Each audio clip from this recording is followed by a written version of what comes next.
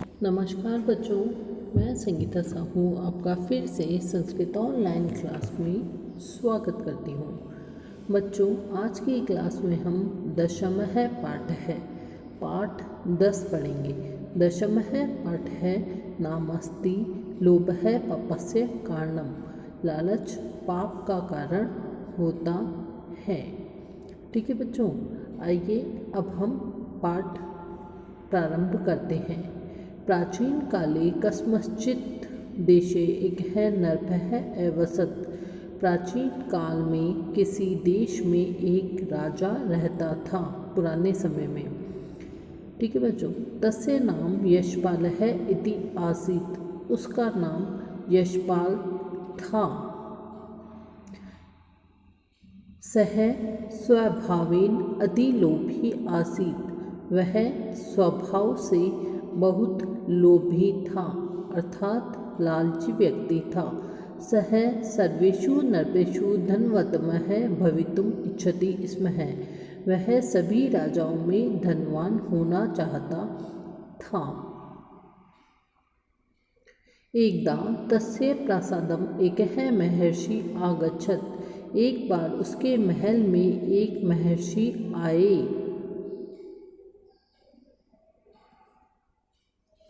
राज्ञा मुनि सेवा सत्कार है कृत। राजा ने मुनि का सेवा सत्कार किया। येन प्रसन्न भूत्वा महर्षि राजानम अवदत्। जिससे प्रसन्न होकर के महर्षि ने राजा से कहा, अहम तौ सेवा सत्कारेण अति प्रसन्नः अस्मि। मैं तुम्हारी सेवा सत्कार से बहुत प्रसन्न हूँ। किमपि एकम वरम याचस्व। कोई भी एक वर तुम मांग लो। इस प्रकार मुनि ने राजा से कहा। नरपः करम बद्ध्वा अवदत्। राजा ने हाथ जोड़कर कहा, भगवान, यदि भगवान मम सेवाया संतुष्ट है, यदि आप मेरी सेवा से संतुष्ट हैं, तर्हि अहम यस्यापि पदार्थस्य स्पर्शं कुर्याम। मैं जिस भी पदार्थ को स्पर्श करूँ तत् सुवर्णम भवतु। वह सोने की हो जाए। इति वरम यच्छतु। इस प्रकार का वर दीजिए। राजा ने अपने वर में यह मांगा। मुनि ने भी एवं एव भवतु, ऐसा ही होगा कथित्वा ततः अगच्छत्। वहाँ से कहकर चले गए। राजा अपि वरम प्राप्य अतीव प्रसन्नः अभवत्। राजा भी वर को प्राप्त करके बहुत प्रसन्न हुआ। सः महर्षि वचनम परीक्षितुम उत्सुकः अभवत्। वह महर्षि के वचन को जांचने के लिए उत्सुक था। समयम व्यर्थम न व्याप्यन।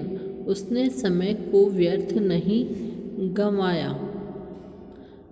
सः तत्क्षणमेव तत्र स्थितानि वस्तूनि एकैकं कृत्वा अस्पर्शत्। उसने उसी क्षण वहाँ स्थित वस्तुओं को एक एक करके स्पर्श किया। सर्वाणि वस्तूनि सौवर्णानि अभवन्। सभी वस्तुएं सोने की हो गई। अर्थात जैसे ही राजा ने वस्तु को स्पर्श किया, सभी वस्तुएं सोने में बदल गई। एतत् पश्चातः तस्य तृष्णा अवर्धत। ऐसा देखकर उसका लालच और बढ़ गया। लोभी राजा प्रासादस्य सर्वाणि वस्तूनि स्पर्शत। लोभी राजा ने महल की सभी वस्तुओं को स्पर्श किया। सर्वत्र सर्वर्णेन आभया आभासित प्रासादम पश्चन्। सारा महल सोने की चमक से चमक रहा था।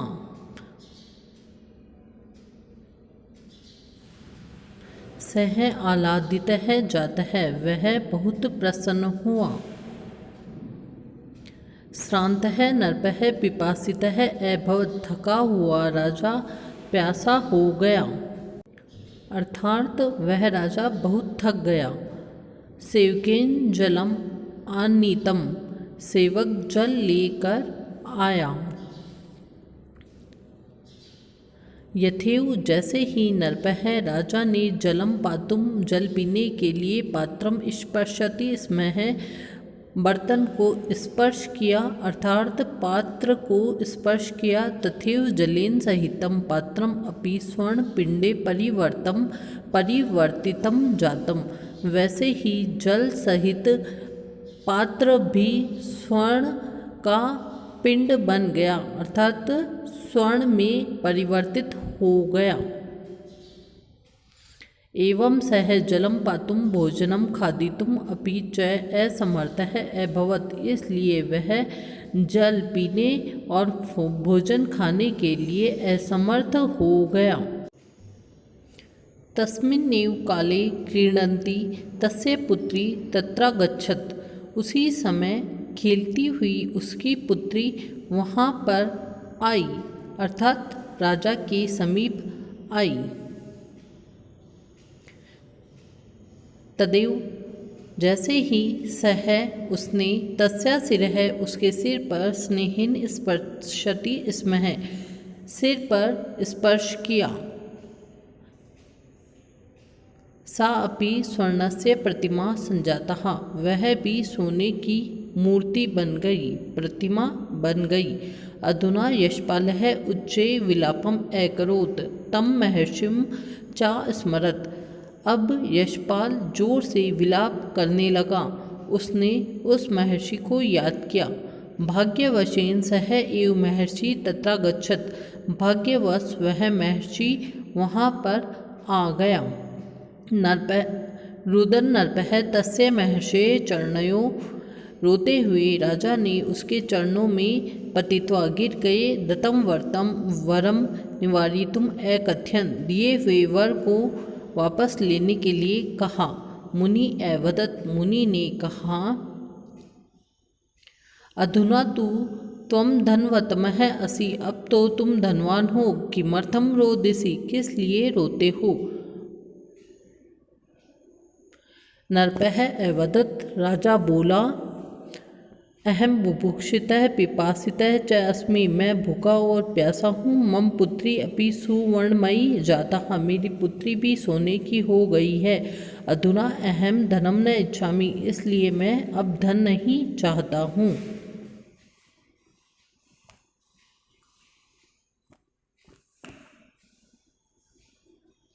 मुनि अपि दयां कृत्वा एवं अस्तु कथित्वा निर्गच्छत्, मुनि भी उस पर दया करके ऐसा ही होगा कहकर वहाँ से चले गए। राज्ञः सर्वाणि वस्तूनि पुत्री च स्वां स्वां प्रकृतिं प्राप्तानि, राजा की सारी वस्तुएं जो सोने की बनी हुई थी और उसकी पुत्री अपनी अपनी प्रकृति को प्राप्त हो गए अर्थात पहले के जैसे बन गए। अनंत है, अंत में राज्ञा अपि धनस्य तृष्णा त्यक्ता, राजा ने अपनी धन की तृष्णा को छोड़ दिया, लालच को छोड़ दिया। सत्य में उत्तम, इसलिए सत्य ही कहा जाता है। राजा ने अपनी धन की जो लालच था उसको छोड़ दिया।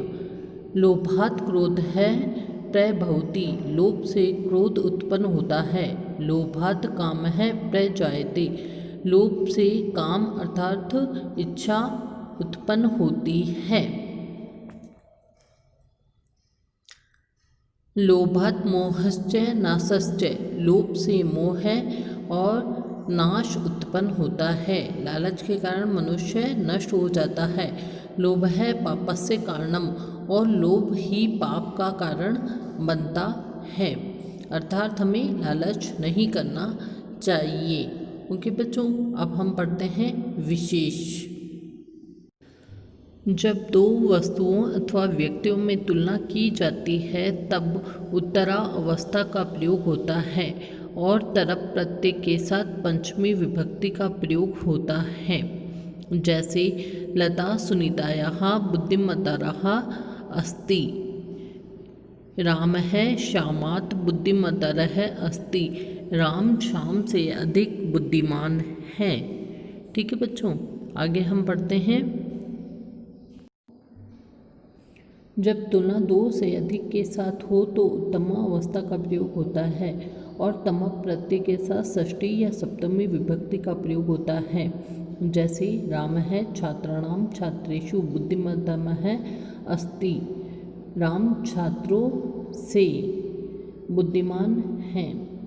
कालिदास है कविषु श्रेष्ठतमः अस्ति। कालिदास सभी कवियों में श्रेष्ठतम हैं। ठीक है बच्चों, तो इस प्रकार बच्चों हमारा यह चैप्टर कंप्लीट हुआ। आप इसका फिर से अध्ययन करना और साथ ही साथ इसका हिंदी अनुवाद करना।